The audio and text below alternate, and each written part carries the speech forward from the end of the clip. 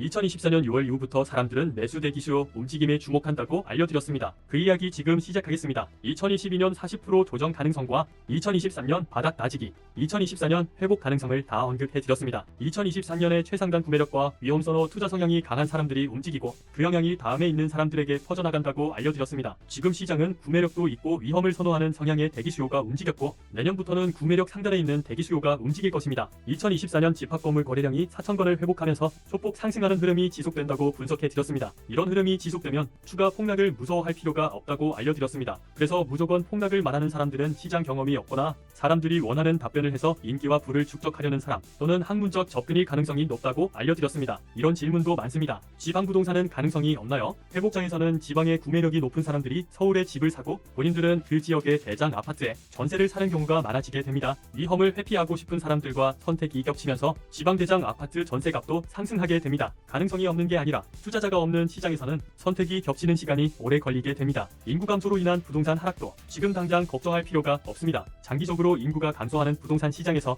경쟁력이 없는 부동산은 추후 가격 반등이 힘든 구조로 변하게 됩니다. 재개발, 재건축도 돈이 있어야 할 수 있습니다. 부동산은 개발할 수 있을 때 해야지 때를 놓치게 된다면 슬럼화가 진행되게 됩니다. 해외에서도 개발을 하고 싶은데 돈이 없어서 오랜 기간 부동산을 사용합니다. 2000년 초반만 해도 우리나라 정치인들이 유럽의 임대주택 이야기를 많이 했습니다. 요즘에는 그런 이야기가 왜 없을까요? 엄청나게 낙후된 시설이지만 상대적으로 싼 가격과 좋은 입지로 불만이 없다가 사람이 살 수 없게 낙후된 부동산을 고치면서 엄청난 임대료 상승이 불가피해지면서 가격이 폭등했기 때문입니다. 그 당시에도 엄청나게 낙후된 건물로 우리나라 사람들이 생각하는 부동산의 퀄리티와 다릅니다. 해외에서도 30년이 넘어가면 거주하는 사람들의 삶의 질이 급격하게 하락합니다. 부동산은 사고 좋은 물건은 없습니다. 한국도 이런 흐름이 강해질 가능성이 높습니다. 개발을 기대할 수 있는 입지도 오랜 기간 방치될 수 있고 그 기간 동안 임대료 상승은 둔화되고 매매 가격 상승폭도 제한될 것입니다. 인구 감소 공포가 강해지면 구축 아파트의 몸테크로 버티는 수요가 급감하게 됩니다. 그래서 앞으로 신축 선호 현상이 강해진다고 분석을 해드렸습니다. 예전과 비슷하지만 같은 흐름은 아닙니다. 인구 감소 공포로 아파트 가격이 하락한다고 하는 사람들은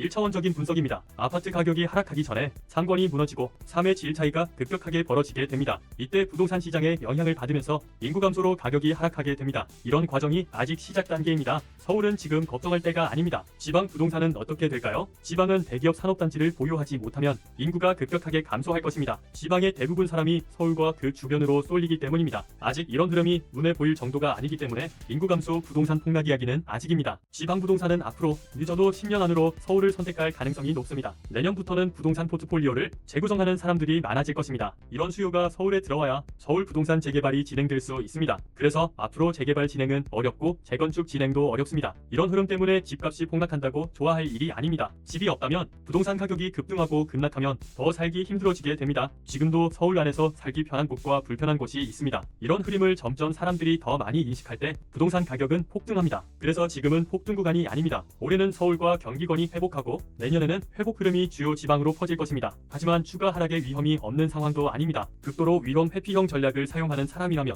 금리가 인하되고 중금리에서 금리를 동결하고 1년 동안 세계 경기가 침체기로 빠지는지 체크하시면 됩니다. 올해 가을 또는 내년 여름에 거래량 5,000건을 회복하면 추세 상승 전문가들이 엄청나게 나올 것입니다. 그래도 추세 상승은 아닙니다. 많은 이유가 있지만 세계 경제가 고인플레이션을 유지하고 노동력의 성장이 없이 급격하게 최저임금을 올려서 생기는 부작용이 만나면서 급격한 화폐 가치의 폭락이 부동산 거품을 일부 제거하는 효과가 발생하는 구간으로 상승했다고 생각하시면 됩니다. 회복기는 최소 4년입니다. 천천히 인생 계획부 선택하시기를 바랍니다. 오늘도 팁 챙겨가세요. 부동산이 폭락하면 내 주머니 상황은 더 안 좋을 가능성이 높습니다. 부동산이 폭락하면 대출이 나오지 않거나 이자가 높아서 매수를 못합니다. 부동산이 폭락하면 공포로 계획한 시점에 매수를 못할 가능성이 높습니다. 부동산 지식 쉽고 빠르게